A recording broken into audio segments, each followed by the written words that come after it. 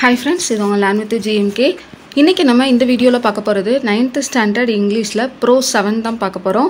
இதுக்கு முன்னாடி வீடியோ வரைக்கும் நம்ம 1 to 9th பாத்தீங்கன்னா ப்ரோ 6 வரைய வந்துட்டு நம்ம கம்ப்ளீட் பண்ணிருக்கோம். அதுக்கு முன்னாடி நீங்க dead paper 1 and then paper 2 உங்களுக்கு STD எக்ஸாம் ப்ரிப்பேர் பண்றீங்க அப்படினா உங்களுக்கு தேவையான இங்கிலீஷ் வீடியோ எல்லாமே நம்மளோட சேனல்லே அவேலபிளா இருக்கு. ஓகேவா? 1 to 9th வரைய இப்போ 9th வந்துட்டு போயிட்டு இருக்கு. சோ பார்க்காதவங்க பிளேலிஸ்ட்கான லிங்க் வந்து டிஸ்கிரிப்ஷன்ல கொடுத்திருக்கேன். மறக்காம செக் பண்ணி பாருங்க. and then உங்களுக்கு இந்த நோட்ஸ் வேணும் அப்படினாலும் மறக்காம நீங்க வாட்ஸ்அப் பண்ணி நீங்க கேட்டு டீடைல்ஸ் கேட்டு வாங்கிக்கலாம். வாட்ஸ்அப் நம்பர் டிஸ்கிரிப்ஷன்லயும் ஸ்கிரீன்லயும் இருக்கு. ஓகேவா?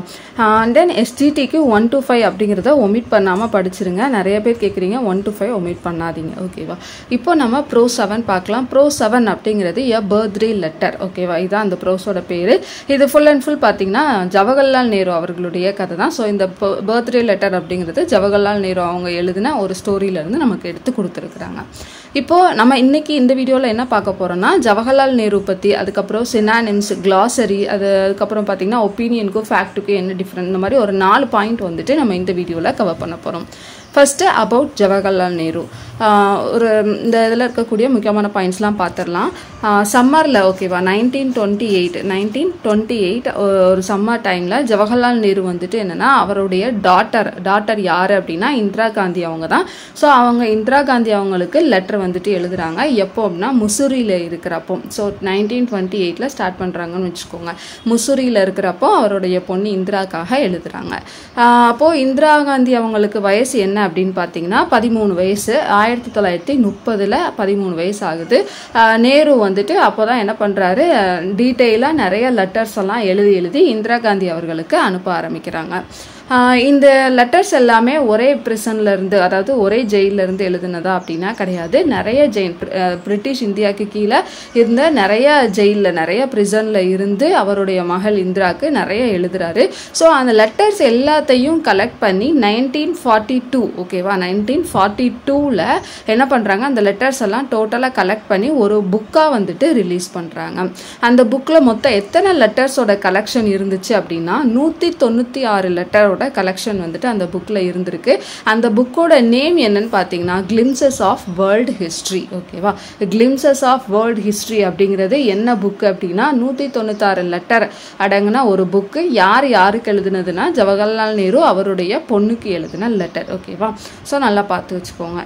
ஜவஹர்லால் நேரு அவர்கள் 14 நவம்பர் 1889 பிறக்கிறாரு. 27 மே 1964 இறந்து போறாரு. இவர் தான் என்னன்னா நம்ம first prime minister of India, இந்தியாவோட ஃபர்ஸ்ட் பிரைம் மினிஸ்டர்னு சொல்றோம். அது மட்டும் இல்லாம இண்டிபெண்டன்ஸ், நம்ம சுதந்திரம் வாங்கினதுக்கு முன்னாடியும் சரி பின்னாடியும் சரி ஒரு முக்கியமான நபர் அப்படின்னா அவர் வந்துட்டு ஜவஹர்லால் நேரு அவர்கள் தான். இவர் வந்துட்டு ரொம்பவே முக்கியமான ஒரு லீடராகவும் இருந்திருக்கிறாரு.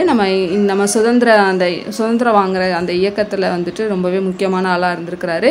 அது மட்டும் இல்லாம மகாத்மா காந்தி என்ன சொல்றாங்களோ அதுக்கு ஏத்த மாதிரி, ஓகேவா, அதாவது அவங்களுடைய கவனிப்புல என்ன பண்ணிருக்காரு, பிரைம் மினிஸ்டராகவும் சர்வ் பண்ணிருக்கிறாரு. அதாவது அவர் சொல்றத கேட்டுக்கிறது, அவருடைய கருத்தையும் என்னன்னா கேட்டு நடந்திருக்கிறாரு அப்படிங்கிறது தான் சொல்றாங்க.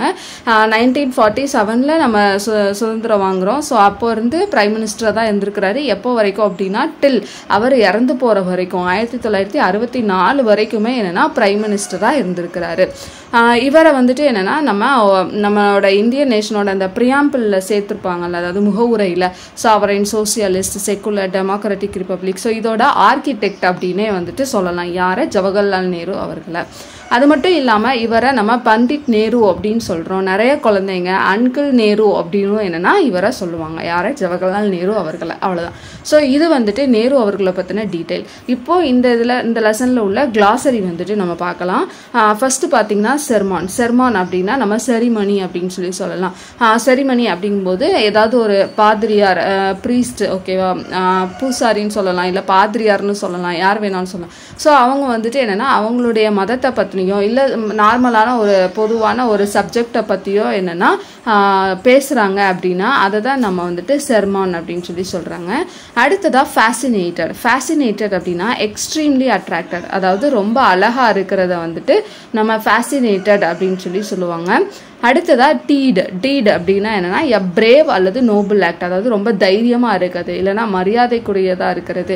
ஸோ அதை வந்துட்டு என்னன்னா டீட் அப்படின்னு சொல்லுவாங்க. அடுத்ததா ஸ்டார்விங் அப்படின்னா suffering R dyeing from hunger, அதாவது பசினால வாடுறது இல்லைன்னா பசினால இறந்து போறது, அதை வந்துட்டு ஸ்டார்விங் அப்படின்னு சொல்றோம். அடுத்து ஓப்ரஸ்ட் அப்படின்னா governed in on unfair and cruel way and prevented from having opportunities and freedom, அதாவது ஏற்றுக்கொள்ள முடியாத சரியில்லாத ஒரு நடத்தையை வந்துட்டு கவர்ன் பண்ணுறது, அதாவது ஆட்சி புரிகிறது, ரொம்ப கொடுமைப்படுத்துகிற மாதிரி ஆட்சி புரிகிறது, அவங்களுக்கு வந்துட்டு உள்ள இப்போ ஆப்பர்ச்சுனிட்டிஸை தடுக்கிறது, ஃப்ரீடமை தடுக்கிறது, இதெல்லாம் வந்துட்டு ஓப்ரஸ்ட். அப்போ ஃப்ரீடமாக இல்லாததை நம்ம ஓப்ரஸ்ட் அப்படின்னு சொல்லலாம் சிம்பிளாக. அடுத்ததாக சேக்கர்ட் அப்படின்னா என்னென்னா ஹோலி, ரொம்ப அதாவது மரியாதைக்குரிய அப்படின்னு சொல்லலாம். ஓகேவா, ஹோலி மரியாதைக்குரிய இல்லைன்னா அந்த புனிதமான அந்த மாதிரி சொல்கிறத சேக்கர்ட் அப்படின்னு சொல்லுவாங்க. அடுத்து சிரின்னா என்னன்னா பீஸ்ஃபுல் அண்ட் காம், அதாவது ரொம்ப அமைதியாக இருக்கிறத சிரின் அப்படின்னு சொல்கிறோம். அன்ரஃபுல்ட் அப்படின்னா நாட் நர்வஸ் அல்லது ஒரிட், அதாவது கவலைப்படாமல் இருக்கிறது, கஷ்டப்படாமல் ஒரி பண்ணாமல் கவலைப்படாமல் இருக்கிறது, எந்த ஒரு டிஃபிகல்ட்டான சுச்சுவேஷன்லையும் நம்ம கவலைப்படாமல் இருக்கிறத அன்ரஃபுல்ட் அப்படின்னு சொல்லுவாங்க. ஓகேவா, இப்போ நம்ம சினானிம்ஸ் ஆன்டனிம்ஸ் பார்க்கலாம். வைடு அப்படின்னா என்னன்னா அகலமான அப்படின்னு அர்த்தம். அப்போ சினானிம்ஸும் நம்மளுக்கு சேம் மீனிங் தானே வரணும். அப்போ ப்ராட் அப்படின்னாலும் அகலமான, நேரோனா குறுகிய, அப்போ அதை வந்துட்டு நம்ம ஆன்டனிமில் வந்துட்டு போடுறோம், ஆப்போசிட்டில் வந்துட்டு போடுறோம். அடுத்து நோபலுக்கு ஆப்போசிட் வந்துட்டு இக்னோபிள், அதுக்கான இன்னொரு வேர்டு சினானிம் பார்த்தீங்கன்னா ஜென்டில் அப்படின்னு சொல்லலாம். அடுத்து ஒப்ரஸ் நம்ம ஆல்ரெடி பார்த்ததான், ஃப்ரீடம் இல்லாமல் இருக்கிறத நம்ம ஒப்ரஸ் அப்படின்னு சொல்லுவோம். ஸோ அதுக்கு இன்னொரு வேர்டு தான் என்னன்னா சப்டியூ. ஓகேவா, நல்லா பார்த்துக்கோங்க, சப்டியூ. அப்போ இதுக்கு ஆப்போசிட் வேர்டு பார்த்தீங்கன்னா ஃப்ரீடம். அடுத்து ஹானர்னா மரியாதை, அப்போ டிஸ்ஹானர்னா மரியாதை இல்லாத, அப்போ ஆன்டனிமில் வரும். ஹானருக்கு இன்னொரு மீனிங் பார்த்தீங்கன்னா ப்ரிவிலேஜ் அப்படிங்கிறது. அடுத்து ஒர்த்தினா மதிப்பு மிகுந்த, அப்போ வேல்யூபிள் அப்படின்னு சொல்லலாம். அதுக்கு ஆப்போசிட் வந்துட்டு அன்வொர்த்தி. Next private public. ஓகேவா, ப்ரைவேட்டுனா நம்மளை தனியார்னு சொல்லுவோம், பப்ளிக்னா பொதுத்துறை சொல்லுவோம். அப்போ ப்ரைவேட்டு பர்சனல் அப்படின்னு சொல்லிக்கலாம். அடுத்ததாக பிரேவ்னா தைரியம். ஓகேவா, கவான்னா தைரியம் இல்லாத. அப்போ பிரேவ்க்கு இன்னொரு வேர்டு சினானிம்ஸ் பார்த்தீங்கன்னா வேலியன்ட் அப்படின்னு சொல்லலாம். அடுத்ததாக நம்ம பார்க்க போகிறது 4வது பாயிண்ட்டு, ஒப்பீனியனுக்கும் ஃபேக்ட்டுக்கும் என்ன வித்தியாசம் அப்படின்னு தான் பார்க்க போகிறோம். சிம்பிளாக சொல்லணும்னா ஒப்பீனியன்னா நம்மளுடைய கருத்து. ஓகேவா, ஒவ்வொருத்தவனுக்கு பொறுத்து இந்த கருத்து அப்படிங்கிறது மாறுபடும். ஃபேக்ட் அப்படின்னா அதுதான் உண்மை, அந்த ஃபேக்ட் வந்துட்டு யாரை பொறுத்தும் மாறாது, அதுதான் எப்போதுமே உண்மையாக கரெக்டாக இருக்கும். ஓகேவா, அப்போ ஒப்பீனியன்னா ஒரு சாய்ஸில் சொல்கிறது, ஃபேக்ட்னா அடித்து சொல்கிறது, அந்த மாதிரி ஞாபகம் வச்சுக்கோங்க.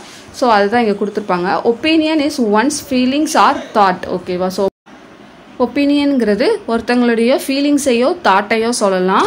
ஆனால் ஃபேக்ட் அப்படிங்கிறது என்னென்னா அதுதான் உண்மை. ஓகேவா, அது வந்துட்டு ஒரு தகவல் அப்படின்னே சொல்லலாம், அதுதான் உண்மையாக இருக்கும் அப்படின்னு சொல்லி அதை வந்து நம்மளால் உண்மையாக ப்ரூவ் பண்ண முடியும் அப்படிங்கிறது ஃபேக்ட். ஓகேவா, இப்போ எக்ஸாம்பிள் பாருங்கள்.